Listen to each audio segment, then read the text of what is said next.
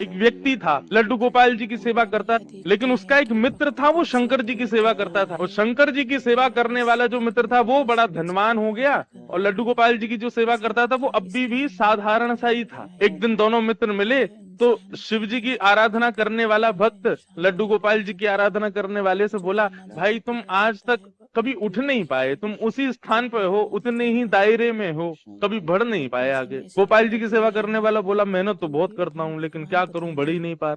शिव आराधक ने कहा, एक काम करो, तुम अपने आराध्य बदल दो। ये तुम गोपाल जी की आराधना करते हो ना, इनकी जगह तुम शिव जी की आराधना शुरू कर दो, देखना कैसे जीवन में बदलाव आएगा। अब उस व्यक्ति ने यही किया कि गोपाल जी को ले जाकर के तो अलमारी में रख दिया, दूसरे दिन एक शंकर जी ले आया और शंकर जी का बढ़िया रुद्राभिषेक करके, त्रिपुंड लगा करके, बढ़िया ज्योत नैवेद्य आदि सब अर्पित करके, अगरबत्ती जला करके ओम नमः शिवाय का जाप करने लगा। और अब गोपाल जी की सेवा करता था, वो गोपाल जी मन अंदर बैठा दिए एक अलमारी में, उनकी सेवा बंद, ओम नमः शिवाय का जाप करने लगा।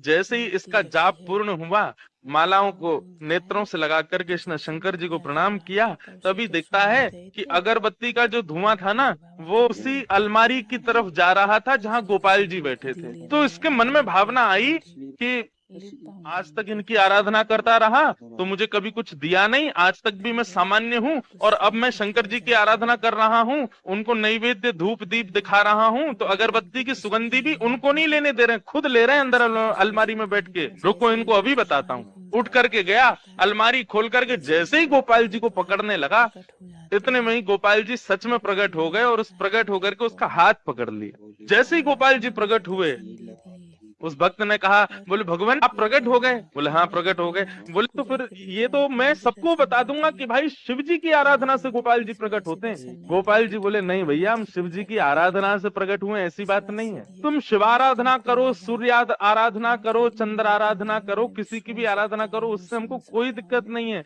लेकिन आज हम प्रकट किस लिए हुए ये ध्यान से सुनना। आज तक तुमने केवल हमको अष्ट धातु की एक मूर्ति समझा, तुम्हारे मन में कभी ये भावना नहीं आती थी कि इनकी आंखें भी हैं, इनकी नाक भी है, इनकी जीभ भी है, इनके कान भी हैं, इनकी त्वचा भी है, इनके हाथ पैर भी हैं। परंतु आज जब वो अगरबत्ती का धुआं सहज ही मेरी तरफ आ गया तो तुम्हारे मन में ये भावना आई कि अगरबत्ती की सुगंधी मैं ले रहा हूँ, मतलब मैं जड़ नहीं हूँ, मैं चैतन्य हूँ। वास्तव में शिव आराधना ने मुझे प्रकट नहीं किया, तुम्हारे हृदय में जो चैतन्यता का भाव मेरे प्रति आया है उसने मुझे प्रकट किया है। ये चैतन्य हम मानते हैं, नहीं मानते? राधे राधे।